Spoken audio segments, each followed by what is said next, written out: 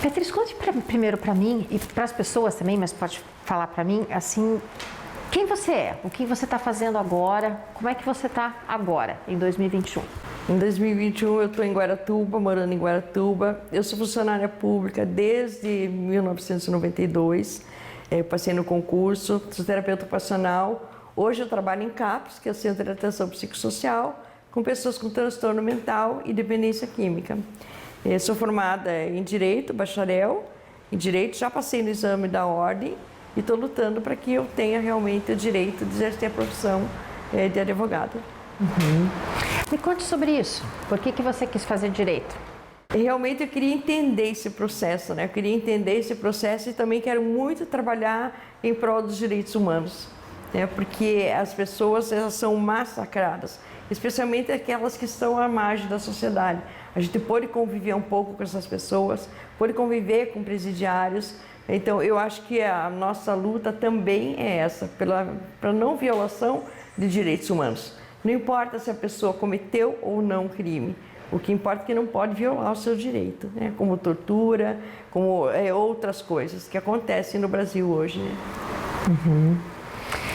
E a OAB te deixou ser advogada? Como é que tá? Não, eu perdi numa votação e foi para o pleno, também não me deram a ordem.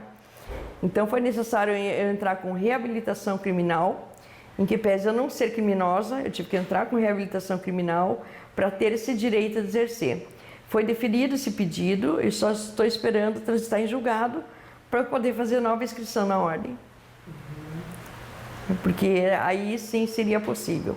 Então o processo ainda não acabou, o caso de vocês? Não, nunca vai acabar, né? Enquanto o Estado não reconhecer que realmente errou. Enquanto não reconhecer, nós 7 estaremos sempre lutando. Porque o inocente, ele esperneia, ele não fica quieto.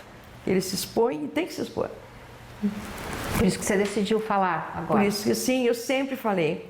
É bem difícil, que eu sempre tive nas redes, eu comecei essa nossa defesa assim, falar desde a época do IG, que tinha sala de bate-papo. Desde aquele tempo, era sala de bate-papo, que não existia Orkut, não existia nada. Aí foi para Orkut, depois Facebook, e assim eu vou falando há anos, né, nas redes, e mostrando o caso, e mostrando as coisas. E daí, por acaso, surgiu o Ivan Mizanzuki, né, na nossa vida. Ele entrou em contato comigo através do Facebook, dizendo que iria fazer um podcast. Eu não sabia nem o que era um podcast, né? Explicando o que era e que ele ia fazer. Eu pensei e falei, eu topo. Falei, nossa, eu estou há tanto tempo, né, falando nas redes, eu topo. Contei para a mãe e eles queriam me matar, né? Você é louca, porque vai colocar tudo de novo. Eu falei, o caso nunca saiu da mídia, primeira coisa. Porque sempre quando eu estou quieta, perguntava nos jornais, onde está a Beatriz Abage? Né? Umas notinhas pequenas saíam onde é que eu estava. Eu estava trabalhando, como qualquer ser humano comum, né? Aí eu peguei e falei, vou dar entrevista. E foi aí que iniciou essa série de entrevistas. Eu dei a primeira, a mãe estava junto comigo quando a gente deu a primeira, ela não meio que não queria, mas daí acabou conhecendo, né, o Ivan. Foi num dia que ele veio aqui para Guaratuba. Eu estava inclusive de mudança, foi no meio da mudança que eu dei entrevista. Depois ele veio em outra oportunidade, também deu uma entrevista. E foi aí, ao término, quando resolveram fazer a série, que a gente também daí resolveu falar. Você falou que agora foi a única vez que repercutiu bem. Sim, foi a única vez. Eu estava sempre acostumada, nós sempre acostumada com a rejeição, com o ataque nas redes, né? E assim, a gente não sabe nem como agir de tanta acolhida que nós estamos tendo nesse momento. Porque acho que finalmente as pessoas conseguiram observar que tudo isso é uma grande farsa. E nós temos que provar isso. Então não basta essa reabilitação? Ah, não, para mim não basta. Eu quero o status de inocente. Eu quero que o Estado reconheça, que o Brasil reconheça que nós somos inocentes, que os 7 são inocentes. Houve 3 pessoas que foram absolvidas, o Sérgio, a minha mãe e o Bardelli, mas sempre vai ficar o rótulo, né? Mesmo com absolvição. Então nós temos que ter o status de inocentes. Tem que dar a mesma importância que deram para acusar as bruxas de Guaratuba, né, como os 7 são inocentes. Inclusive está tendo uma campanha, né, no Twitter, 7 inocentes de Guaratuba. Esse nome te incomoda? Você falou das bruxas de Guaratuba, isso pega? Olha, isso me incomodou muito, mas a gente começou a brincar, comecei a brincar com certas coisas. E quando você começa a brincar, as coisas não pegam, né? Acabaram não pegando. Pegava muito assim para mídia, para chamar a atenção, para a pessoa ler aquele jornal ou ler aquela matéria. Então a gente hoje já está mudando um pouquinho isso, né? O Ivan conseguiu colocar como sendo o caso Evandro, né? Então ele conseguiu mudar esse rótulo, inclusive. Uhum. Né? E essas fitas que vocês ouviram, como é que foi? Foi a primeira vez que você ouviu? Foi a primeira vez que a gente ouviu. E assim, a gente estava filmando para a série, eles vieram em duas oportunidades aqui para Guaratuba, e uma terceira falaram que era uma sessão de fotos em Curitiba. Aí nós fomos, a mãe morava lá, eu fui, eles vieram me buscar aqui, fui para tirar as fotos, né? Chegando lá, eles falaram para guardar no estúdio, que eles iam fazer antes uma entrevista. Falei, nossa, que estranho, já deram tanta entrevista, né, para a série, vamos aguardar. Primeiro a minha mãe entrou e demorou, e eu comecei a achar estranho, o que está acontecendo? Quando a gente entrou no estúdio, era um estúdio escuro, só via o ar em Muritiba e as pessoas não dava nem para ver, era tão escuro. Aí vocês chegaram? Nós chegamos e estava todo escuro o estúdio, né? Só estava o Ali e Muritiba sentado numa mesa. Aí eu entrei e ele falou, Beatriz, a gente tem uma coisa para te mostrar. Se eu te contar que a gente achou as provas da tortura, eu falei, não acredito, né? Ele falou, só que vai ser necessário você ouvir, porque a gente quer saber em que momento era isso, o que estava acontecendo. Eu falei, meu Deus. Então eu escutava isso, nem eu sabia minha reação eu vi na série. Né? Eu não sabia se eu chorei, se eu fiquei quieta, acho que eu fiquei meio estática, né? Parada. Assim, porque é muito difícil você ouvir aquilo, você vivencia tudo de novo, né? Você acaba vivenciando aquilo. Então é bem difícil. E no podcast eu não ouvi as fitas da tortura, episódio 25, eu não conseguia ouvir, a gente dava umas puladas e eu não conseguia. Porque é difícil, porque eu tenho flashes, eu não lembro da minha tortura inteira. Tem alguns momentos que eu lembro, então eu pulo de um local eu estava, já pulo para outro. Então eu não sei o que aconteceu naquele meio tempo. Você quer falar sobre isso? Eu não gosto de falar sobre a tortura, acho que já está bem exposta, assim, a fita mostra bem. E acho que é um sofrimento a mais que é desnecessário. E quando você ouviu a fita, você lembrou daquilo? O que te provocou? Sim, lembrei. É indignação, né? Eu fiquei indignada como é que pode as pessoas a vida inteira a gente falar e não acreditarem. As pessoas começaram a acreditar quando realmente apareceu a fita sem edição nenhuma.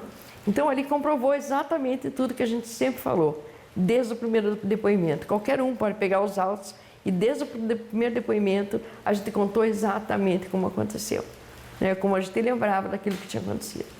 Uhum. E mais indignada eu fiquei vendo na série o Ministério Público falar que era um prato cheio para a defesa. Isso eu fiquei muito indignada. Não é um prato cheio para a defesa, né? É um erro do Estado. E que esse Estado tem que reconhecer esse erro.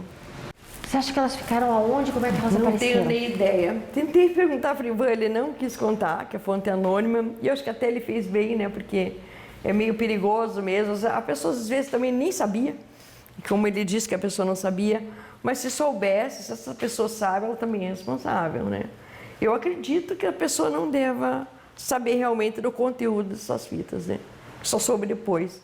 Uhum. Porque a fita que foi para o inquérito, foi uma fita para o inquérito, que sumiu. Sumiu também, né? Foi entregue depois por um jornalista, no dia do júri, em 2011, um dia antes, não me recordo. E essa fita, que é a original, ninguém sabia onde estava. E a gente sempre falava, porque tinha cortes. Foi feita a perícia da fita que foi encaminhada para os autos, e tinha cortes. E dali o Ivan mostra bem onde tem o corte.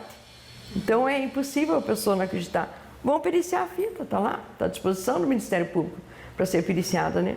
Mas por quê? Explique só pra gente o que eles faziam. Eles paravam na hora a gravação ou eles fizeram toda a gravação, montaram depois? Não, era na hora. Se você errasse, por exemplo, em alguns momentos, se eu errava alguma palavra, era choque elétrico ou era afogamento. Então eu tinha que falar exatamente aquilo que eles queriam que eu falasse. E se eu errasse, era choque elétrico, afogamento. Pode fazer perícia hoje no meu corpo, eu tenho marcas de tortura até hoje, eu tenho nos dedos a marca do choque elétrico. Então pode fazer a tortura, a perícia, que vai dar realmente que foi torturado. Eu fiz em 2011. Por isso que a fita, então, tem trechos que eles não poderiam mostrar? Sim, sim. E eu tentava, em todo momento, dizer que eu não era culpada, que eu estava inventando aquilo, sabe? Tanto é que, quando eles mandaram eu tomar banho, eu deixei uma calcinha no banheiro para provar que eu tinha estado ali. Ingenuidade é minha, porque eu pensei que fosse investigar. Eu tinha certeza que ia investigar. Que a gente ia falar, que a gente tinha apanhado, que a gente não falava em tortura, e que iam investigar. Por isso que eu fazia essas coisas, né? E arriscando ali, porque eu não sabia para onde que eu ia. Eu não sabia se eles iam matar a gente, eu não sabia que ia voltar para o fórum. A gente não sabia de nada, né? Sabia que ou morria, ali eu falava aquilo que eles quisessem. É bem difícil. E não vem as pessoas dizer que aguentariam uma tortura, porque ninguém aguenta uma tortura o dia todo. Foi o dia todo que nós fomos torturadas, né? Eu e minha mãe. O Oswaldo e o Davi foram muito mais do que 48 horas, porque eles foram presos um dia antes.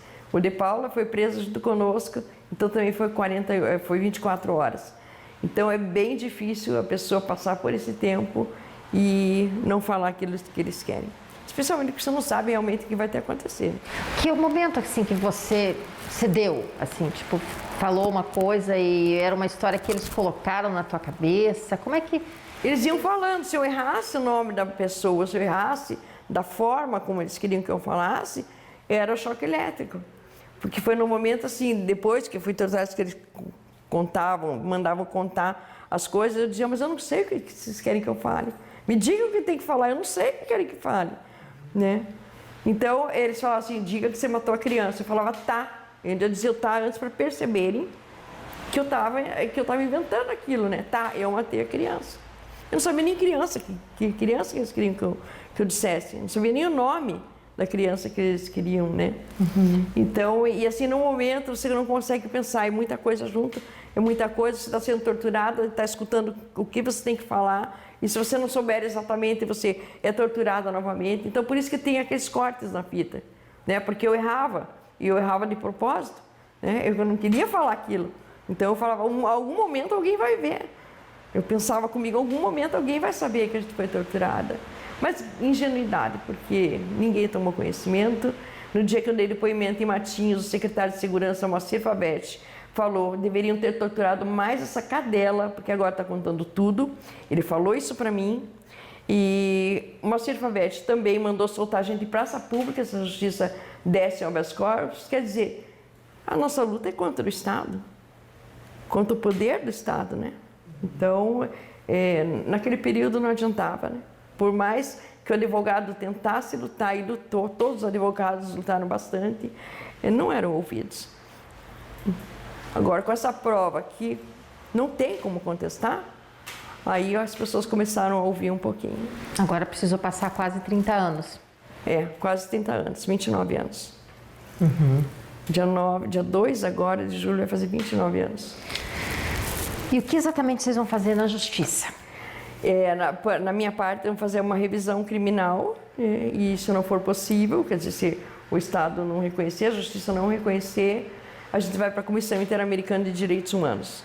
Porque o Brasil já era signatário de tratados internacionais. Então, é possível, sim, que essas pessoas sejam responsabilizadas. E não só as pessoas, né? O Estado como um todo. Mas você quer o quê? Você quer uma indenização do Estado ou você quer o título Estado de... inocente de todos, dos 7? Dinheiro nenhum vai trazer meu pai de volta, vai trazer as pessoas de volta, né? A família do Bardelli, a família do Oswaldo, de Paula, que morreu na cadeia. Que dinheiro que vai trazer isso, né? A gente quer o status inocente. E que seja reconhecido isso, publicamente. Nem que demore. Não importa, a gente espera. Esperei quase 30 anos. Não tem problema, a gente espera. E vamos continuar lutando. E no que isso mudou a tua vida? Teve mais ou menos o mesmo tempo de vida, né? Antes do caso. Sim. E depois? Depois. Mudou assim que eu era uma pessoa muito ingênua, eu acho, né? Hoje eu sou bastante combativa em tudo. Não é qualquer coisa que eu vejo na mídia que eu acredito direto. A gente tem que ter muito cuidado de não julgar os outros, que a gente começou a ter bastante cuidado. Eu não julgo nem o meu acusador. A gente não julga um pouco antes assim, a atitude das pessoas.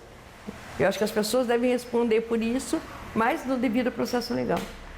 Né? Não com lixamento moral, não com lixamento midiático, não com lixamento de internet, né? Isso não adianta. E teus filhos superaram? Tua família? Meus filhos, o menino tem problemas, né? Acho que todo mundo sabe que ele teve problemas, se envolveu, né, com droga. Em função disso, cometeu realmente crimes, está pagando por isso. E às vezes as pessoas confundem muito, né? Esse tipo de coisa. O Lucas foi uma das maiores vítimas, porque ele não conseguiu lidar com isso. E as meninas estão muito bem, né? Já se formaram, uma está estudando e a outra já é formada. Você acha que o preconceito ainda existe, assim, com seu nome, sobrenome? Existe, é óbvio que existe, sempre existiu. Não só para os meus filhos, como para os meus sobrinhos, como toda a família Bage. Quando meus filhos estudavam no Dom Bosco, os filhos do Moacir Favete também estudavam lá. Ele foi pedir para a direção para tirar meus filhos da escola. E a direção falou, não, se o senhor quiser, tira o seu. Né? Então, pelo menos, aí... Mas o Lucas sempre tinha que lidar com isso. Ele sempre tinha que lidar. Ele sempre ficou à margem da sociedade. Ele não se inseria naquele grupo, porque sempre era o filho da bruxa, né? A vida toda foi. Chegou um momento, no tempo escolar, que ele falava, minha mãe está presa, quer ser meu amigo? Então, imagina a cabecinha de uma criança. Eles tinham 2 anos e meio, né? Para superar isso é difícil. Né? E cada um lida de uma forma. Como é que as meninas... Não, ele lidou dessa forma. Né? Ele se envolveu realmente com o uso abusivo, né, de substâncias. Então, não posso julgar também, mas eu sempre estou lutando por ele. A gente sempre vai lutar por ele também. Você guarda mágoa das pessoas, de alguém em especial? Mágoa, eu acho assim, perdoar o inimigo é o maior ato civilizatório, né? É muito difícil, né? Tem que ser um espírito muito evoluído. Mas você costuma perdoar a figura do inimigo. A partir do momento que você não vive alimentando essa figura dele, você fica bem. Então, deixa ele de lado. Deixa que a vida mostre para ele, né, o caminho. Então, você vive melhor. Porque se você guardar muita coisa, muito rancor, você acaba ficando doente, adoecida, porque o corpo fala, né? O corpo da gente responde por bastante coisa. Então, deixa de lado essa figura do inimigo, né? Que é melhor. Não uma figura em si, as pessoas. Deixa de lado, né? Que nem eu disse, a gente não quer justiciamento, a gente quer justiça. Né? Não adianta esse lixamento moral. A gente quer que a justiça realmente haja. Né? Uhum. Beatriz, o que você acha que aconteceu com o menino? Eu não tenho ideia. Eu não tenho ideia, porque eu não conhecia o Evandro. Eu nunca vi o Evandro. Eu não conhecia. Então, eu não tenho ideia do que possa ter acontecido. Eu acho assim que nesse caso todo houve uma denúncia. Naquele período, eles viam muitas crianças desaparecidas e o Estado viu o prato cheio, né? Que é a melhor coisa do que essa denúncia? Político, né? Religião e criança. Prato cheio. Depois que tudo aconteceu, o Estado não tinha como voltar atrás, porque virou uma bola de neve. Né? Ficaram 45 dias na mídia direto, né? Com o bruxo, satânico, essa coisa absurda, né? Que houve realmente nos anos 90. E é que até hoje é perigoso mesmo, né? Porque não foi muitos anos atrás que mataram uma senhora em Guarujá, que foi acusada de bruxa também, e a senhora não tinha nada, né? nem frequentava centro nenhum, e acabaram linchando essa pessoa, né, na rua. Mas você não tem um palpite de coração do que aconteceu com ele, ou com o Leandro, ou com outro menino? Não tenho a mínima ideia. Por isso que a gente está também levantando a hashtag onde está Leandro Bossi, junto com o Lucas Bossi, que é filho do seu João Bossi, né, que entrou em contato conosco, é um menino sensacional. A gente está também ajudando, porque tem que continuar essa investigação, né? Onde está o Leandro Bossi? De quem é o corpo daquela menina que encontraram? Até hoje não foi investigado. Então, houve uma investigação, entre aspas, quando estava envolvida a mulher, a filha do prefeito, e o resto não. Quando eles quiseram envolver, não. Então, por que não foi investigado até hoje? Então, eu acho que as famílias merecem uma resposta. E você acha que era o Evandro mesmo que foi localizado? Olha, a minha opinião é o que menos importa nesse momento, o que importa é a tortura. Mas eu acredito, sim, por toda a fase do processo que a gente viveu. Então, eu acredito, sim, que não seja o Evandro. Mas isso é a família que tem que definir, que tem que decidir. A gente não quer magoar ninguém. Eu sinto pelo que a família sempre passou, mas o que eles acreditaram até hoje é mentira. Você não tem contato com eles? Não, nunca tive contato com eles. De vez em quando a gente encontra esse mercado, assim, mas né, eles bem respeitosos, eu também bem respeitosa e pronto. O Diógenes também não. Não. Tá bom. Mais alguma coisa que você queira falar? Acho que não. Será que falei tudo? Eu falei direito? Como é que você está se sentindo? Ai, olha, é bem difícil dizer o sentimento que cria. Eu disse, estou tão acostumada a lidar com o negativo, combatendo e brigando nas redes. E quando a gente é acolhida assim, a gente não sabe nem o que dizer, né, para as pessoas, né? Só muito obrigada. Por estar ouvindo, para escutar e por não pré-julgar, né, mais a gente, né? Tá bom. Obrigada. Eu que agradeço. Imagino. Faltou alguma coisa, será? Eu acho que não, né? É difícil, mas são 30 anos quase, né? São 30 anos de luta. É por isso que eu perguntei que idade você tinha. 50. É quase. É. Eu tinha 28 na época, hoje com 57. Já passou mais tempo agora. Com esse rótulo, né? Com essa coisa. E é bem difícil, né? Viver com isso. Mas, porque nem a gente tem família, tem filho, tem mãe, né? Tem as pessoas nos apoiando, né? Os familiares todos, nunca ninguém acreditou nisso. Então, a família Bage toda sempre nos defendendo. Então, isso que é importante, né? As pessoas que realmente conheciam a gente estavam do nosso lado, né? Então, é o que importa. E Deus, né? Acima de tudo, a gente pensa em Deus. A gente não sou fanática religiosa, né? Mas a gente acredita e confia. Que nem eu passei por várias fases. Eu passei lá no presídio de não acreditar em Deus, depois de não querer falar com ninguém, até chegar a ter mais fé e conseguir daí realmente começar a estudar essa questão de direitos humanos, de violações de direitos. Então, a vida vai passando nessas fases. É isso que você quer trabalhar agora? Eu quero trabalhar com isso, sim. Eu quero presas. montar uma fundação da base de direitos humanos, com qualquer violação de direitos humanos. Mas o foco, sim, com presidiários. Eles não têm advogado. Eles ficam morrendo dentro da cadeia. Tem pessoas que nem foram julgadas e estão presas, sabe? Então é um absurdo que a gente vê. São várias violações que existem de direitos humanos.